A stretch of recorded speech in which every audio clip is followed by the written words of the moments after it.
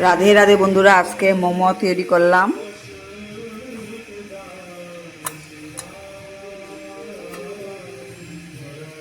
ভিতরে স্কোয়াশ দিয়ে বানিয়েছি। মোমোর ভিতরে স্কোয়াশ দিয়ে বানাইলে কিন্তু অসাধারণ হয়, খেতে অনেক ভালো লাগে। টমেটো, আদা আর ধনেপাতা আর কাঁচা লঙ্কা দিয়ে একটু চাটনি বানিয়েছি মোমোর সাথে খাওয়ার জন্য। হয়ে গেছে। নিচে এক পেশ আছে, এইখানেও আছে।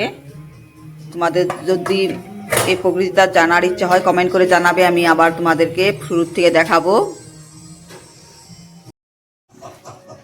স্কোয়াশ মোমো খেতে কিন্তু অসাধারণ হয়। দেখো